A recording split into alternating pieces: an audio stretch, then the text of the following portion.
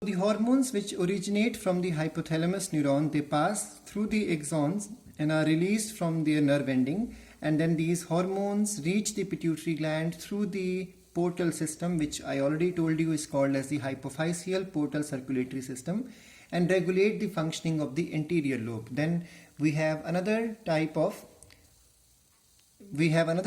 mechanism of control, and that is the posterior pituitary is under the direct neural regulation of the hypothalamus. So let's understand this concept, because today we will be understanding the structure and regulation and activities of pituitary gland. So this is the pituitary gland, and this is the infundibulum, because we have learned this name already in the previous chapter, and this is the hypothalamus gland. So hypothalamus gland controls the pituitary by two methods.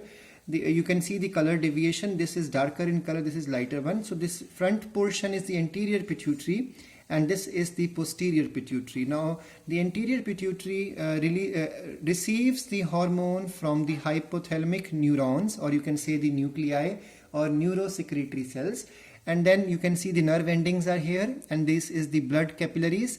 So the hormones from here, which we have already learned, the first 9 hormones which we did in the last class, those 9 hormones are released from the hypothalamus, and they go into the bloodstream, and from bloodstream, with the help of portal circulatory system, these hormones are released into the anterior pituitary, which has two parts, anterior lobe and the middle lobe, also called as the adrenal hypothesis, and then we have the pars distalis. So there are two portions in this, anterior lobe and the middle lobe. So the anterior and the middle lobe of pituitary are under the blood control or hypophyseal portal system control of hypothalamus. And then you can see another neuron drawn here, and this neuron releases the two hormones which we'll be talking about today, and those two hormones are straight away released into the posterior lobe of pituitary. So the front portion of pituitary is under the hypophyseal portal system control, and the posterior pituitary is under the direct neural control. Let's now read from the NCERT. So the pituitary gland is located in a bony cavity called as the sella turcica, and is attached to the hypothalamus with the help of the stalk. This stalk is called, I already called this stalk as infundibulum. We'll be talking about the bone, that cavity, also in the notes. It is divided anatomically into an adenohypophysis and the neurohypophysis. So adenohypophysis, neurohypophysis, because this portion is in the control of the bloodstream, and this one is under the control of the nervous system of the hypothalamus. So adenohypophysis consists of two portions, pars distalis and pars intermedia. So distalis means the distalmost portion, and then the intermedia means the middle part. So adenohypophysis has two portions. First portion is the pars distalis, second portion is the pars intermedia. Pars in biology stands for the portion.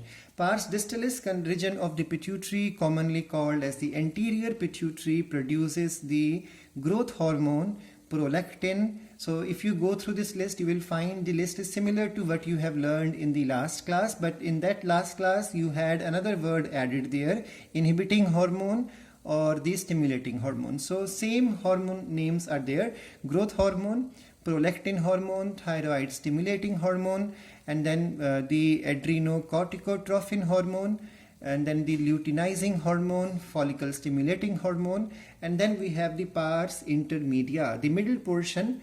The pars intermedia secretes one hormone only, and that is the MSH, melanocyte stimulating hormone.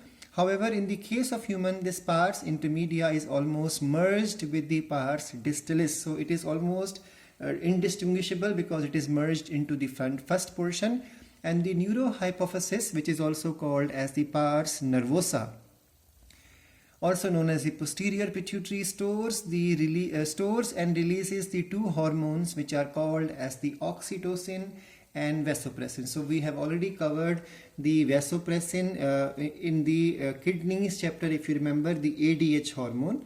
So oxytocin is something new today you are learning. So these two hormones are basically synthesized by the nuclei or the neurosecretory cells of the hypothalamus, and released by the nerve ending straight into the pars nervosa or the posterior pituitary. So these two hormones are actually synthesized by hypothalamus and transported axonally to the neurohypophysis. Now the next point, oversecretion of the growth hormone. GH stands for the growth hormone.